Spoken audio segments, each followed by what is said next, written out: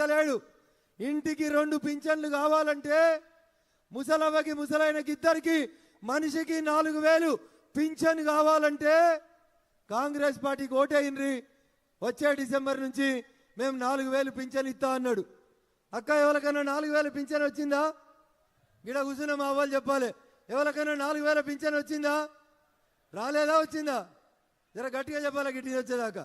4000 pension వచ్చిందా? రాలేదు. ఇగో రేవంత్ రెడ్డి దీన్ని అంటారు నయవంచన. ఓట్ల కోసం 2000ని 4000 ఇస్తా అని చెప్పి ఓట్లు వేయించుకున్న తర్వాత ఏమైంది ముఖ్యమంత్రి గారు అంటే, అన్న నేను ఇడ బంగారు బిందెలు లంకె బిందెలు ఉన్నాయనుకొని వచ్చినా అక్కడ ఖాళీ కుండలు కనబడుతున్నాయని ప్రజలని మోసం చేసిన రేవంత్ రెడ్డిది ఏంటిదది? ఏంటిదది? నయవంచన అంటే గిది రేవంత్ రెడ్డి గారు. కాంగ్రెస్ పార్టీ బోర్డు పెట్టిన నయవంచన ఎవరికి అప్లికబుల్ అంటే ఈ దేశంలో పేద ప్రజలని వంచినటువంటి పార్టీ కాంగ్రెస్ పార్టీ. కాబట్టి నయవంచన అనే పదానికి పర్యాయ పదం ఎవరంటే కాంగ్రెస్ పార్టీ. ఏం చెప్పిండు?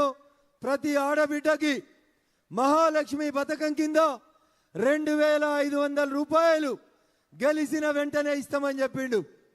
గెలిచి 4 నెలలు అయిపోయింది. వచ్చిందా మహాలక్ష్మి పథకం? టీవీలలో పేపర్లలో అడ్వర్టైజ్మెంట్లో కనబడుతుంది తప్ప ఏ పేదింటి ఆడబిడ్డకి కాంగ్రెస్ పార్టీ ఇస్తా అన్నటువంటి 2500 రూపాయల మహాలక్ష్మి పథకం కింద ఈ రోజు దాకా కూడా డబ్బులు రాలేదు. అయ్యా రేవంత్ రెడ్డి గారు, ఇగో దీన్ని నయవంచన అని చెప్తారు తప్ప భారతీయ జనతా పార్టీ ఏ రోజు కూడా ప్రజలని మోసగించలేదు.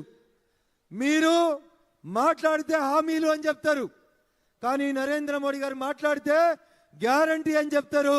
మోడీ గారు గ్యారంటీ అంటే ఖచ్చితంగా అమలయ్యేటువంటి గ్యారంటీ.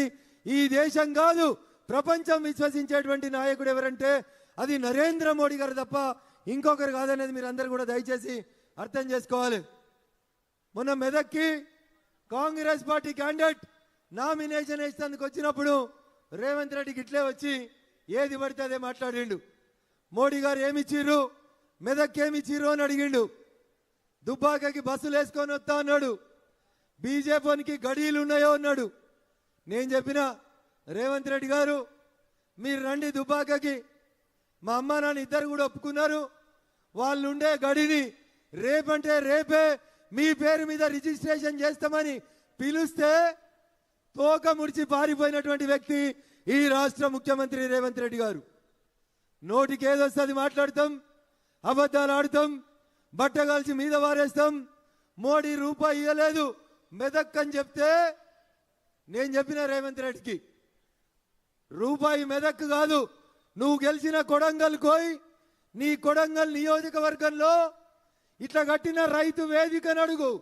ఆ రైతు వేదికకి నరేంద్ర మోడీ గారు 10 లక్షలు ఇచ్చిర్రు.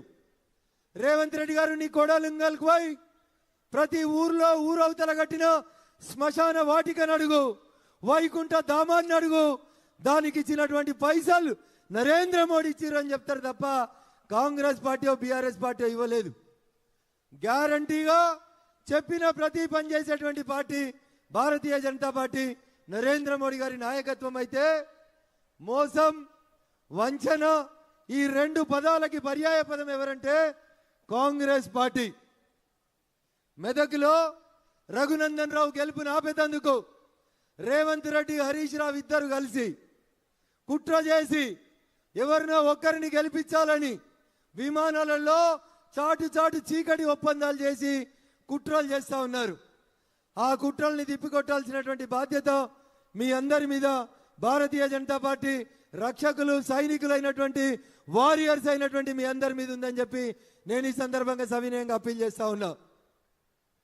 నేను రేవంత్ రెడ్డి గారి కోసం 2 రోజులుగా ఎదురు చూసిన, బస్ వేసుకొని వస్తాడేమో రేవంత్ రెడ్డి దుబ్బాకకి, మెదక్కి మోడీ గారు ఏం చేసిరో చూపెడదామని.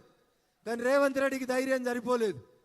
అందుకని నేనే ఒక పుస్తకం తయారు చేసి చింతమడకకి ఏమిచ్చినాం, తోటపల్లికి ఏమిచ్చినాం, మిగతా గ్రామాలకి దుబ్బాకకి ఏమిచ్చినాం, చిన్న కోడూరుకి ఏమిచ్చినాం, ఇట్లా ప్రతి నియోజకవర్గంలో ప్రతి గ్రామానికి ఏమిచ్చినామని చెప్తూ చాలా స్పష్టంగా ఒక పుస్తకాన్ని పోస్ట్ ఆఫీస్ ద్వారా రిజిస్టర్ పోస్ట్ నుంచి